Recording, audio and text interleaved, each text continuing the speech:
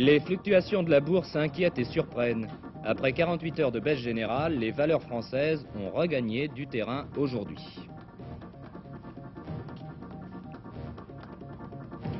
L'Europe et les relations franco-américaines entre deux tasses de thé, M. Kissinger et le président Giscard d'Estaing ont pris le petit déjeuner ensemble ce matin à l'Élysée.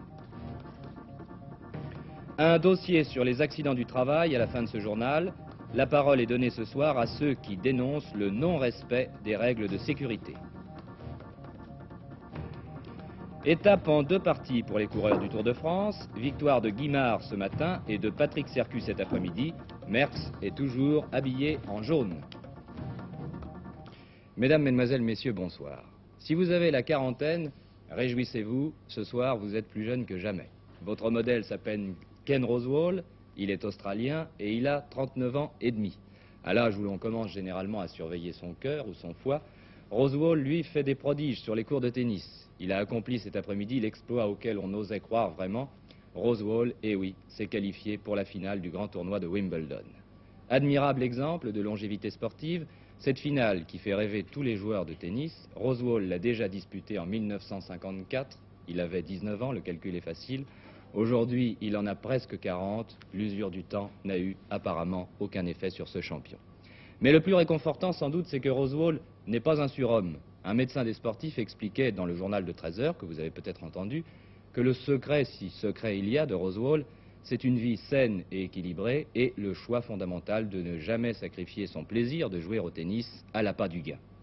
Vous allez voir les derniers instants de la magnifique victoire de Rosewall sur l'Américain Smith, mais n'oublions pas les dames. C'est une Américaine de 19 ans, Chris Evert, qui est championne de Wimbledon. Elle a battu en finale la Soviétique Morozova très facilement, 6-0, 6-4. Rosewall, pour lui, ça a été plus difficile. 2-7 partout, 5-3 pour Rosewall. On joue depuis 3 heures, sous le soleil, pour une fois. Smith sent que la victoire lui échappe. Regardez bien comment, à 40 ans, on gagne un match en 4 balles. Rosewall sert, première balle mauvaise, la deuxième sera bonne.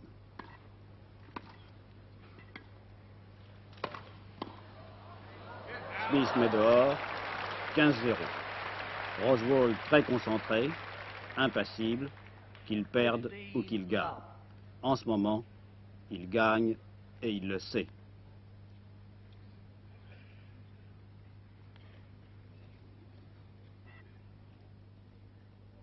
Deuxième service.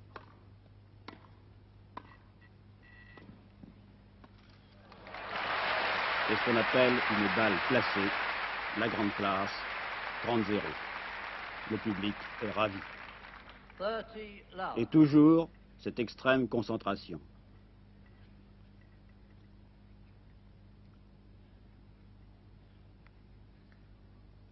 Troisième service. Première balle mauvaise. Ça n'est pas grave. La deuxième est bonne. Smith se bat. Mais regardez bien. Que voulez-vous faire contre cela? 40-0. 3 balles de match pour Rosewall.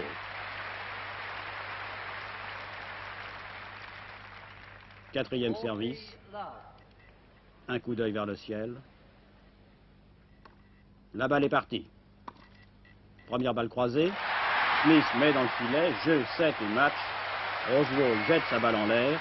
Un léger sourire. Une poignée de main. Une tape dans le dos à Smith. C'est tout. Dans la loge royale comme dans les tribunes, on est ravis. Le petit maître de Sydney, comme l'appellent familièrement les Anglais, jouera demain sa 4e finale à Wimbledon contre l'Américain Connors, qui pourrait être son fils. Mais que se passe-t-il à la bourse? Les cours descendent et remontent comme des marées sans qu'aucun événement particulier ne semble justifier de tels renversements de tendance. Ce qui est sûr, c'est qu'en un mois à peine, les valeurs françaises ont baissé de 16% avant de se réveiller brusquement aujourd'hui. On a coutume de considérer la bourse un peu comme le baromètre de l'économie. Alors Michel Tardieu, si je vous demande une explication, j'espère que vous n'allez pas me répondre par ce mot un peu technique et qui ne satisfait personne finalement, le mot inflation. Si, presque. Hier, à l'Assemblée nationale, en présentant le collectif budgétaire, M. Jean-Pierre Fourcade, le ministre des Finances, a dit que le problème pour l'épargne, ce n'était pas de l'indexer, mais de la cristalliser parce qu'elle est trop liquide. Je crois que le diagnostic est parfait et c'est l'explication des maux dont souffre actuellement le marché financier. En effet, on assiste, et c'est un paradoxe dans le monde entier, à un formidable besoin de capitaux dans toutes les entreprises qui coexistent avec des sommes considérables qui refusent de s'investir. En effet, la lutte contre l'inflation amène les gouvernements à freiner la marge des affaires, à restreindre le crédit aux entreprises et aussi à augmenter les taux d'intérêt. Or, précisément en augmentant les taux d'intérêt, on incite les gens qui détiennent des capitaux à les conserver liquides. Pourquoi voulez-vous que les Arabes, par exemple, producteurs de pétrole, qui détiennent des milliards de dollars, viennent acheter des skis Rossignol, du Saint-Gobain ou même de l'IBM, alors que sur le marché de l'argent au jour le jour, ils trouvent des taux d'intérêt annuels de 14%. La bourse ne peut pas être bonne quand l'argent vaut aussi cher à court terme. C'est vrai à New York, c'est vrai à Londres, c'est vrai à Francfort, c'est vrai à Paris. À Paris, la situation, cependant, est d'autant plus douloureuse que les boursiers n'ont pas attendu l'arrivée de M. Jean-Pierre Fourcade rue de Rivoli pour commencer à souffrir. La baisse, certes, a été de 5% entre mercredi et jeudi, pour les 2 jours cumulés. Elle est de près de 20% depuis le 2e tour des élections présidentielles. Elle est cependant de 40% depuis 1 an. Et les valeurs dites de père de famille, celles qui sont les plus rassurantes et qui d'ailleurs actuellement résistent mieux que les autres à la baisse, les valeurs de père de famille n'ont pas retrouvé leur cours de 1962, alors que la production intérieure depuis 1962, elle a été multipliée par 3 en valeur. Donc un climat qui n'incite pas les épargnants français à investir en bourse, et comme ils savent que la crise des liquidités touche ou touchera tous les placements, que ce soit l'immobilier, les pierres précieuses, les timbres, ou l'or ou les matières premières, eh bien, ils préfèrent eux aussi rester liquides, même s'ils ne trouvent pas du 14% comme taux d'intérêt. Alors, la situation devenait critique parce qu'en bourse, pour des raisons techniques et psychologiques, la baisse nourrit la baisse, si bien que ce matin, les autorités financières ont décidé d'intervenir. Les investisseurs institutionnels, comme on dit, les zinzins ou les gendarmes, en clair les compagnies d'assurance, les banques, la caisse des dépôts, ont acheté et elles ont arrêté la baisse, elles ont stoppé le mouvement de baisse, elles ont même provoqué une reprise. Je ne suis pas certain que les cristaux, pour reprendre l'expression de M. Fourcade, qui se sont constitués aujourd'hui sont très solides, mais il était probablement temps de montrer que les acheteurs n'ont pas obligatoirement tort et les vendeurs obligatoirement raison. Oui, alors les zinzins, comme vous dites, n'apportent en fait qu'un palliatif à cette crise de la bourse, si je vous ai bien compris. Eh bien, ils permettront aux boursiers de passer un week-end plus agréable et ils leur donnent le temps de la réflexion pour savoir si lundi, eh bien, ils se remettront à vendre ou si les plus courageux recommenceront à acheter. Alors nous vous retrouvons lundi, Michel Tardieu. Je ne sais pas si messieurs Kissinger et Giscard d'Estaing ont parlé des caprices de la bourse ce matin en prenant le petit déjeuner à l'Élysée, mais en tout cas, ce rendez-vous témoigne du net réchauffement des relations franco-américaines.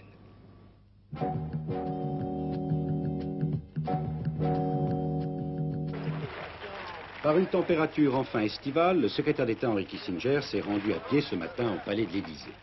À son arrivée, il a été conduit par M. Pierre Brossolette dans le parc où l'attendait le président Giscard d'Estaing.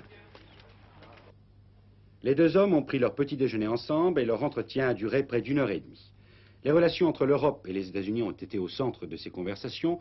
M. Kissinger, en faisant une tournée des capitales européennes après le sommet de Moscou, montre ainsi son désir pour que les consultations se multiplient. Du point de vue des affaires proprement européennes, il a été question de la crise de l'énergie et surtout du dialogue euro-arabe. M. Kissinger, on le sait, est opposé à cette conférence dans laquelle il voit une concurrence, les États-Unis ne voulant pas voir leur influence au Proche-Orient court-circuitée. Avant son départ pour Rome, le secrétaire d'État devait faire une brève déclaration. Les conversations avec le président et hier soir avec le ministre des Affaires étrangères se sont déroulées dans une atmosphère amicale qui est la caractéristique des relations entre nos 2 pays. Nous avons passé en revue les relations entre les États-Unis et l'Europe dans un esprit de liberté,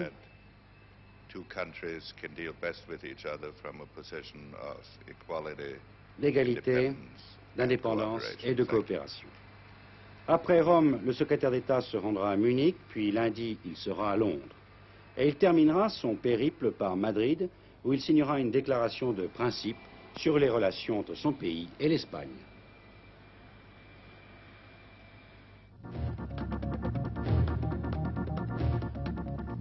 Lisbonne. Monsieur François Mitterrand est rentré en France après 4 jours passés au Portugal.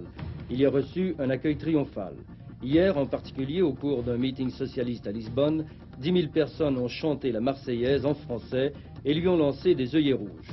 Le leader socialiste, qui a rencontré le général de Spinola, a eu par ailleurs de longues discussions sur l'avenir du socialisme avec Mário Soares, ministre des Affaires étrangères et principal dirigeant socialiste du Portugal. Cologne. L'avocat général Rudolf Gerling a demandé aujourd'hui dans son réquisitoire une peine de 6 mois de prison avec sursis pour Madame Beat Klarsfeld, accusée d'avoir tenté d'enlever en 1971 l'ancien chef de la Gestapo de Paris, Kurt Lischka, condamné par contumace à la prison en perpétuité en France pour crime de guerre en 1952. À la suite des violents incidents qui ont émaillé le procès, le public ne sera pas admis au tribunal jusqu'à ce que la sentence soit prononcée. Moscou. Andrei Sakharov, le père de la bombe H soviétique, a interrompu hier soir sa grève de la faim, entamée voici 6 jours à la veille du sommet de Moscou, pour appuyer son appel en faveur des droits de l'homme en Union soviétique. Le physicien, qui a maigri de 8 kilos et qui risquait de perdre la vue, a déclaré avoir mis un terme à sa grève de la faim pour des raisons médicales.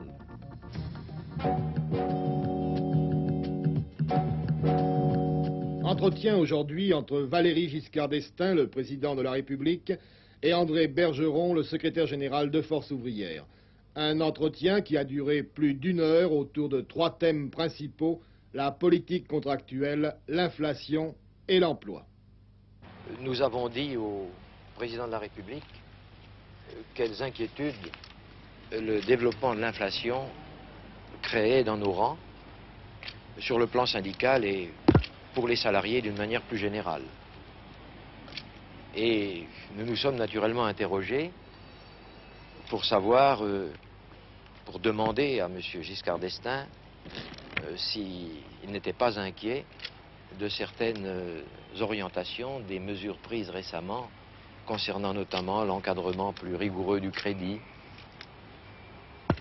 Sa réponse a été que, pour l'instant, il était convaincu qu'il n'y aurait pas de conséquences, notamment dans le domaine de l'emploi. Il a beaucoup insisté sur la volonté du gouvernement de ne pas mettre en cause l'emploi d'aucune manière. Ce qui est pour nous une préoccupation naturellement essentielle. Vous êtes à table, sans doute. Je ne vous apprendrai rien en vous disant que les Français ont la réputation d'aimer la bonne viande. Chez le boucher, les ménagères sont souvent attirées par le filet de bœuf, un morceau de choix, certes, mais qui coûte cher et qui empêche les détaillants d'écouler les viandes moins nobles. C'est le cas notamment du steak haché, que les bouchers recommandent de plus en plus à leurs clients, vous en êtes sans doute aperçu, mais les bouchers se heurtent à une certaine méfiance. L'acheteur se demande si c'est bien de la viande fraîche et si elle a été manipulée dans des conditions de parfaite hygiène.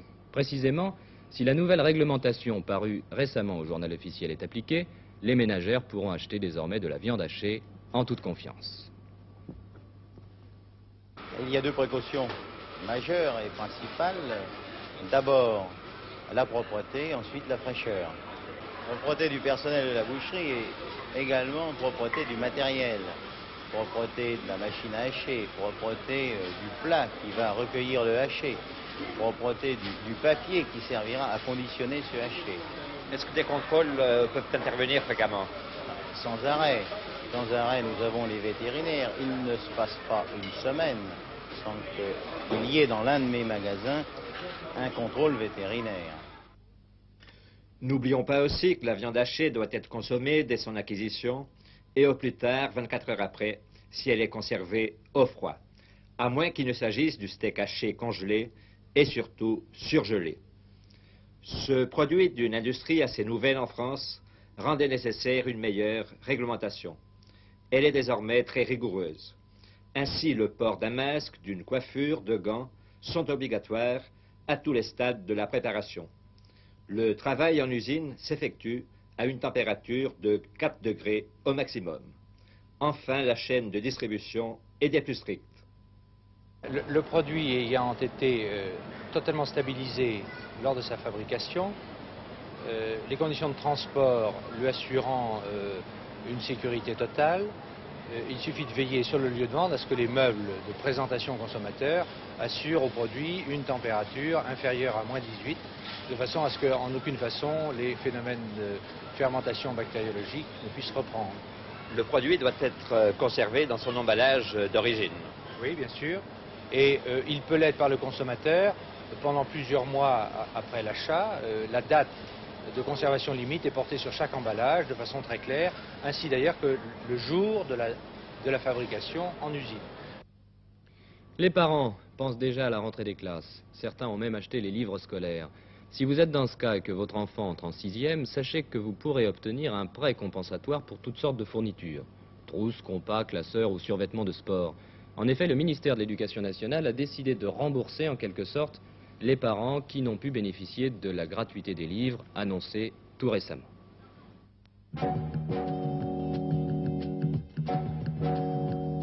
Alors, 2 patients qui prennent le menu. Bien, c'est bon. La première vague des vacanciers est installée. Et si un Français sur 2 part en vacances, 12,5% de ceux-ci choisissent la formule de l'hôtel. Il y a un peu plus de 50 000 hôtels en France, mais l'ensemble des établissements se répartit en 2 catégories, ceux qui satisfont à certaines normes de confort, classés hôtels de tourisme par les pouvoirs publics, 15 600 environ, répartis de 1 à 4 étoiles et 4 étoiles de luxe, et ceux qui ne sont pas classés, nommés hôtels de préfecture. L'hôtellerie française est la plus vieille du monde. Son âge moyen est de 65 ans, mais depuis quelques années, un effort est fait pour sa rénovation. Pour pouvoir rester dans les normes 2 étoiles, nouvelles normes actuelles, j'ai monté de moi-même une façade derrière l'hôtel pour ajouter 6 salles de bain avec WC à mes chambres, en gardant la dimension, parce qu'il y a une dimension minimum des chambres dans les normes. Pourquoi vous n'avez pas préféré, par exemple, aller jusqu'aux 3 étoiles? Non, ça suppose un personnel de réception, un personnel de direction beaucoup plus important, et mes 30 chambres seraient insuffisantes pour amortir ce personnel. Mais tous ne peuvent pas suivre ce rythme. Certains sont déclassés et redeviennent hôtels de préfecture, d'autres sont obligés de fermer. Les affaires économiques m'ont assigné pour me conformer aux nouvelles normes, ce qui entraînait une dépense énorme, malgré les dépenses que j'avais faites, dans un délai beaucoup trop court. Ça ne m'avait pas permis de le faire, et alors j'ai été obligé donc d'arrêter l'exploitation, faute de mieux. J'ai dû abandonner donc à être indépendant et je serais devenu salarié. Je suis persuadé que vous aurez en principe 5 ou 6 hôtels qui ne pourront pas correspondre aux normes et qui seront obligés de fermer. Les natifs de la côte reprochent aux gérants d'avoir fait du tort à l'hôtellerie, surtout l'hôtellerie saisonnière, en voulant vendre le soleil très cher. Je ne dirais pas qu'il y a des gens du pays qui peut-être aussi ont fait la même chose. Mais de toute façon, au point de vue général, beaucoup de gérants sont venus ici sur la côte en croyant que dans l'année, on pouvait faire fortune.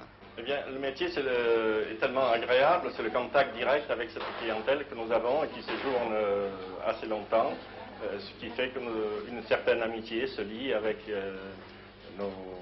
Avec les clients qui viennent régulièrement. Les clients qui viennent dans notre établissement. Difficile de donner une gamme de prix, il varie beaucoup selon les lieux. Et si près de la moitié des clients sont des fidèles, ils formulent des reproches cependant à l'égard de certains hôteliers, surtout la formule trop rigide de la pension. Je pense qu'il est quand même un petit peu inadmissible qu'automatiquement on soit obligé d'être pensionnaire, ou si on l'est, alors à ce moment-là d'avoir une formule panier pique-nique pour ne pas être obligé d'être toujours à table à 12h30, à 8h du soir. En tout cas, à l'époque des chaînes d'hôtels, des motels, l'hôtellerie moyenne est toujours la plus importante en France. Elle correspond à un besoin d'une certaine clientèle, la plus nombreuse, et cette année encore, malgré les difficultés économiques, les hôtels affichent complet.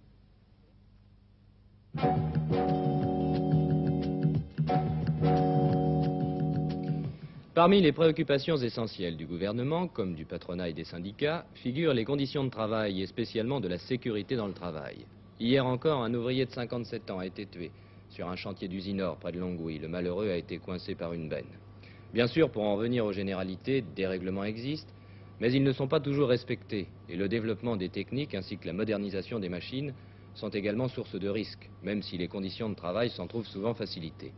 Problème humain donc, mais économique aussi dans la mesure où un accident de travail coûte cher à la collectivité. 24 heures sur la une ouvre le dossier de la sécurité dans le travail. La parole ce soir est à ceux qui accusent.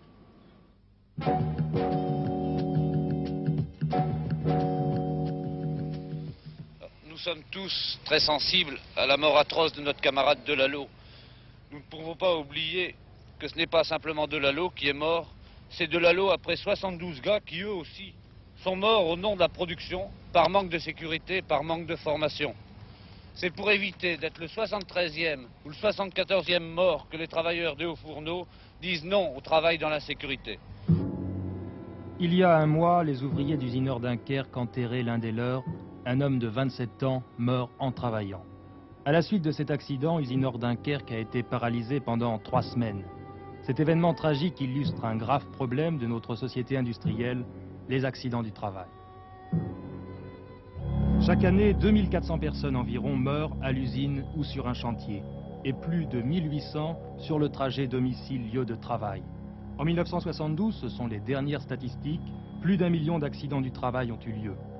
Depuis le début de ce reportage, 1 minute s'est écoulée, 9 accidents du travail ont eu le temps de se produire, car il y en a un toutes les 7 secondes. Pourtant, la France a accompli des progrès sensibles. En 10 ans, le pourcentage d'accidents par rapport au nombre de salariés a diminué. Mais hélas, le nombre d'accidents graves, lui, a progressé. Principales victimes, le bâtiment et les travaux publics, avec en 1972 un triste record, 3 morts par jour ouvrables en moyenne. Aujourd'hui, pendant la construction d'un immeuble, d'une route ou le creusement d'une tranchée, un ouvrier sur 5 est accidenté. Nous avons, sur les 900 tués, 400 morts par chute de grande hauteur. Nous avons également des gens qui sont ensevelis tous les jours dans les fouilles. Et ceci parce que très souvent, les mesures élémentaires de sécurité ne sont pas respectées. Il y a également des ouvriers, et là ce sont les méfaits de l'insécurité dans nos industries, des ouvriers qui projettent de l'amiante ciment sur les parois. Et il est prouvé que en quelques années, ces ouvriers-là auront le cancer de la plèvre du poumon. Également, nous avons les conducteurs d'engins, engins qui ont été conçus pour soulever d'énormes masses de terre, qui ont fait faire à la productivité des gains considérables. Et on s'aperçoit au bout de 10 ans que ces gens-là ont une colonne vertébrale complètement démolie. En seconde position, la métallurgie. Le bâtiment et les travaux publics d'une part, la métallurgie de l'autre représente à eux deux plus de la moitié des accidents et des décès. Ce sont des métiers dangereux, certes, mais bien souvent les accidents sont dus à l'imprudence, que ce soit celle des ouvriers ou celle des patrons. Combien d'ouvriers, hélas, oublient de mettre leur casque ou jouent les acrobates, et combien de chefs d'entreprise ne prennent pas les précautions suffisantes pour la sécurité de leur personnel. Pour ne prendre qu'un exemple, il y a un règlement de circulation en port roulant qui n'est pratiquement jamais respecté. C'est des éléments plus graves où on fait faire des interventions sans arrêter les installations, exposant très dangereusement les salariés qui font des opérations de réparation par exemple. Mais on a tendance trop souvent à ne tenir compte que des causes immédiates, purement techniques de l'accident, ou alors on accuse la malchance. Mais à elles seules, elles n'expliquent pas les centaines de milliers d'accidents chaque année. Les vraies causes, elles sont souvent moins évidentes et beaucoup plus complexes. Et pour essayer de les trouver, il suffit de se demander quelles sont les principales victimes. Eh bien, ce sont les OS, les manœuvres, les jeunes, les immigrés. Ainsi, on comprend que les conditions de travail, de vie, de transport, le manque de formation aussi sont en grande partie responsables de cette hécatombe. On pense d'abord à développer au maximum la production et la productivité avant de penser à la sécurité des hommes. Souvent dans les statistiques, on fait intervenir la fatalité ou les erreurs humaines, jamais les conditions de travail. Or, les conditions de travail sont quelque chose de très important. Ainsi, et je vais reprendre un exemple de la métallurgie, le développement du travail en feu continu coïncide avec une aggravation des accidents du travail, tant au niveau du taux de fréquence que celui du taux de gravité, et c'est là un des éléments importants. L'ouvrier qui tombe a peut-être perdu l'équilibre parce qu'il n'a pas fait attention, mais c'est peut-être aussi parce qu'il travaille depuis plus de 8 heures parce qu'il n'a pas assez dormi ou parce qu'il a froid. C'est pourquoi, et nous le verrons dans la deuxième partie de cette enquête, la prévention en matière d'accidents du travail est une tâche immense qui touche le cœur de l'entreprise et la remet en cause à tous les niveaux. Voilà donc l'acte d'accusation, il est très lourd, il est implacable. Il est juste cependant d'indiquer que le pourcentage des accidents diminue par rapport à l'augmentation constante du nombre des travailleurs. Et Jacques Lenoir vous le disait, vous pourrez voir demain soir la deuxième partie de cette enquête. Les patrons et ceux qui ont la responsabilité de veiller à la sécurité dans le travail proposeront leurs solutions. J'en ai terminé. Au nom de l'équipe de 24 heures sur la Une, je vous souhaite, mesdames et messieurs, de passer une excellente soirée. Bonsoir.